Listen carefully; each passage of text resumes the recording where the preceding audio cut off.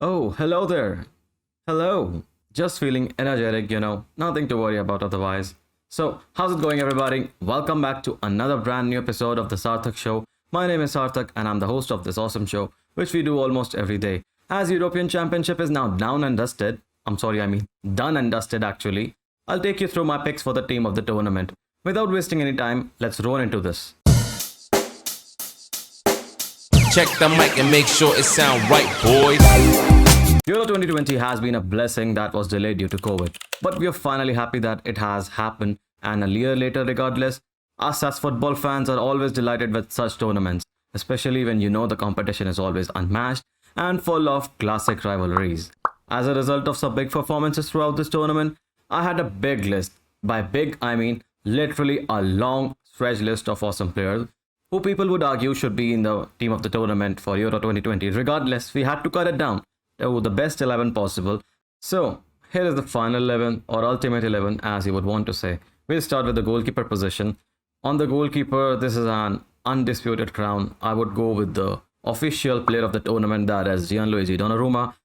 Gianluigi Donnarumma had an exceptional tournament, just 22 years of age, just getting started, is on the biggest stages, having nerves of steel, ice in his veins, whatever you want to say.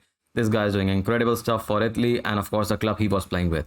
The club he was playing with was AC Milan, his contract is done and he's expected to sign with PSG in the coming weeks because now he's totally free and fully focused, and according to me, he is going to be one of the most legendary goalkeepers in the future, like Buffon. Next up, we have two centre backs. Oh, very easy to pick.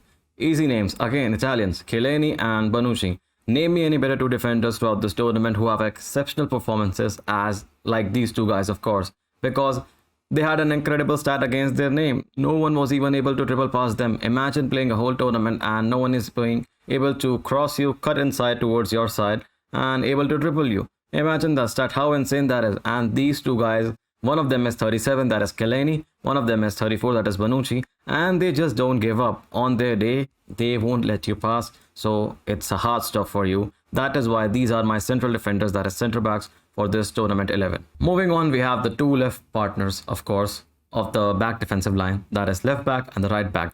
One of them is again Italian, Spinazzola, and the other one is on Mela, that is on the right back side. Although Mela, one of the brightest young talents, I would like to mention first of all, played as a left back or left wing back, but he's right-footed guy. I'm just putting him because he was one of the best left backs throughout the tournament. Likewise for Spinazzola, he had an awesome tournament up to the point where he got injured, and please don't debate with me. This guy was phenomenal.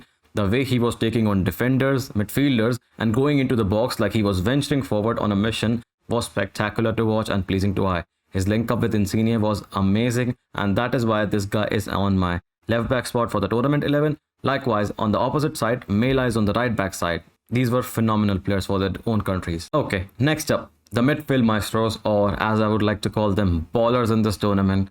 One of them is Jorginho, another one, Højbjerg and Pedri. All of them played for like Italy, Denmark and Spain respectively, and they had absolutely different style of plays, like all of them, but these were awesome throughout the tournament. Jorginho, as you know, everything goes through him. He made a lot of ball recoveries as well, and he ran the show for Italians a lot of times. Højbjerg, an awesome man, an awesome CDM, sometimes a centre mid, master of breaking the play throughout this tournament, stopping the counter attacks, getting the ball back for his team, and going back and forth on and on. Likewise for Pedri.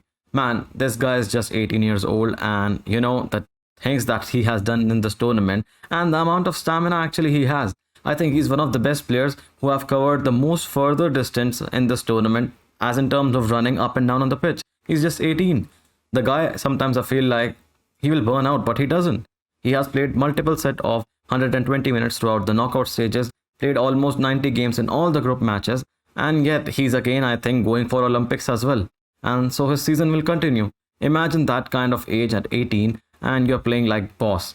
I get really Iniesta vibes from this guy, and I hope that this is a bright one for the future in the Spain. Okay, so as this is done, let's move towards the firepower in the front. I have three people, of course, very deservingly here, and I had to drop some big names, but it was well worth because these guys showed up in the tournament.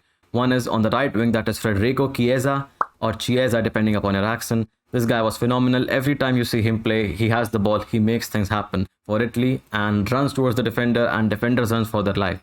So this is a guy who is bound to be in the tournament 11.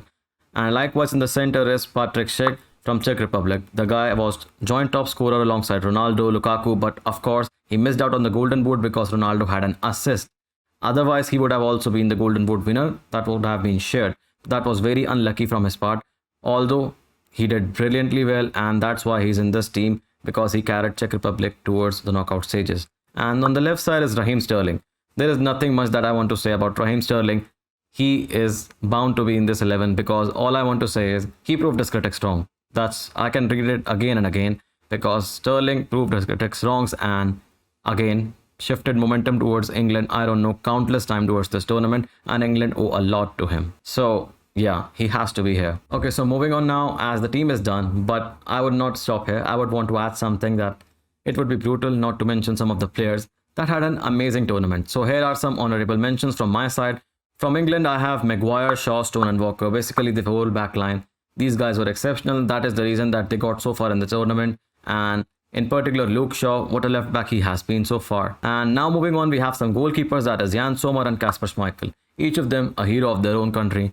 Jan Sommer, a bigger Switzerland legend now because they helped knocked out France in the tournament and it was an awesome treat for them. And Kasper Schmeichel likewise, because without him, Denmark wouldn't have gone that far in the semi-final. And moving on, we have another Denmark midfielder. That is Mikkel Damsgaard. Oh my god. Just a youngster, 20 years of age from Sampdoria. He has been phenomenal. After the time when Christian Eriksen got injured, this guy took his spot on the number 10 position. And of course, you know, the biggest highlight of this tournament was the goal against England, the free kick. The first free kick and the only free kick of this Euro 2020. And last but not the least, we have the French duo of Karim Benzema and Paul Pogba. Although France bowed out to Switzerland in the round of 16, but these two guys deserve a shout out because their performances was exceptional. And that is it for this video. And I would like you to like, subscribe and tell me in the comments below on who would be in your ideal 11 for the Euro 2020. And now I'll see you on the other side. Peace.